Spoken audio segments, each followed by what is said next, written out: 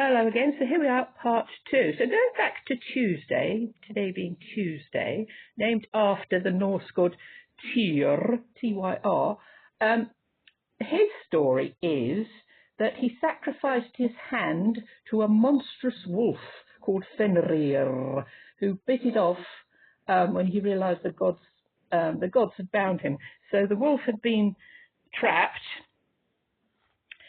because he was seen as monstrous, and he only allowed that to happen if one of the gods put their hand or arm in his mouth as an assurance of trust. And so then the wolf bit Tyr's hand off. So looking at the implications of this, the right hand is to do with the male energy. Left side of the body is female, right side of the body is male, in both male and female. So the right hand is dominant, well, mostly dominant, and that is what we use to work with, to pick things up, to handle things, to take things, to give things.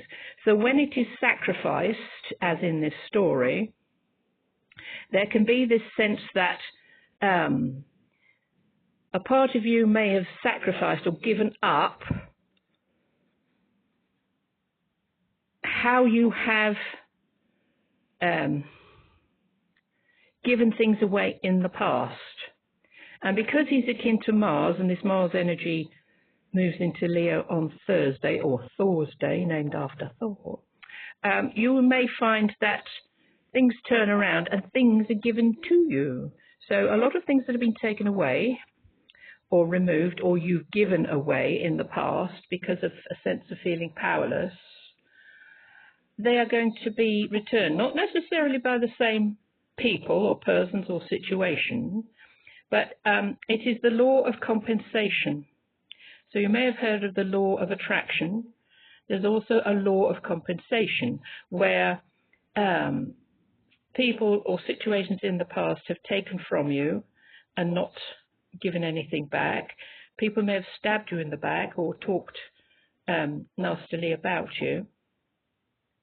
And the law of compensation brings a harmony and a balance and a sense of forgiveness in a way. So you might not get the apology from the person or persons or situation that took these things from you, or that you gave freely to with a sense of trust, but your sense of being able to forgive that act or that person will actually bring you rewards. So looking at the near future in this spread, so we've looked at the now and we've looked at the past. So the near future, I'd say within the next even 5 to 6 days, so the rest of this week. 5 of Swords. So this is, you're doomed if you do, and you're doomed if you don't. Fives are always about discontent. And if we remain in discontent, we will stay discontented. The 5 can also be, if you don't do something about this situation, you'll stay stuck in it and keep repeating the cycle. So this here is Apollo, who is a sun god, and he's offering a sword or swords to Orestes. So this is a decision that this boy has to make. And if you look at the background, there are storm clouds, there's nothing growing, it's barren. So there is a decision to make. And funnily enough, there's a decision. So we move from the 5 of Swords to the 6 of Swords. So something is shifting, definitely, within us, of getting out of a stuck situation that was really only in your mind, because the swords are to do with how we communicate with each other, how we speak, how our words are received or not, as the case may be, if they are used aggressively, if they are used sweetly and softly. So here is an aggressive stance, and here is a softer stance. So this is the part of you where the swords are facing downwards, they're not being used aggressively at all, and you're sailing into smoother waters, heading for a new horizon, new beginnings. So this is lovely. There's this feeling of, I'm not looking back. I refuse to look back because it's a waste of energy. It's a waste of time. I've been through the situation too many times and I'm not going to repeat it. So there's something ahead of me. I'm not quite sure what it is yet, but I'm definitely moving in a new direction. And you'll be amazed at what shows up. So as I said, if one door closes on you, don't keep knocking on it. Whatever that situation is or that person is, if they come knocking on your door as well, think very carefully about opening it up again.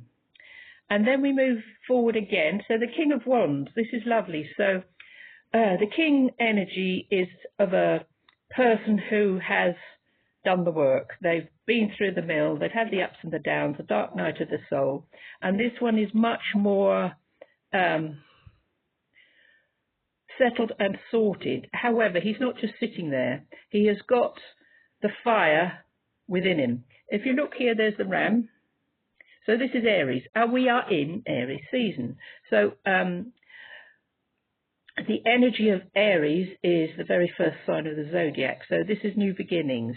It's using that lovely spring-like energy. Think of the beautiful baby lambs jumping around the field and baaing. That joy, that fun, that laughter, that sense of, oh gosh, at last.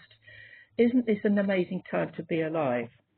So we'll choose maybe one more to finish off with. Make a wish, make a wish. And we'll see what shows up.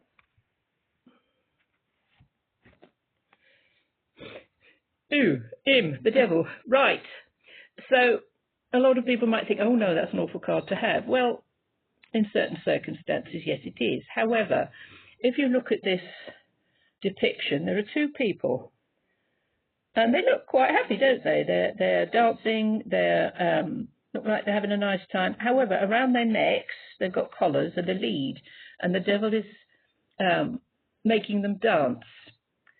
So this is to do with temptation, how we are allow ourselves to be tempted to do certain things.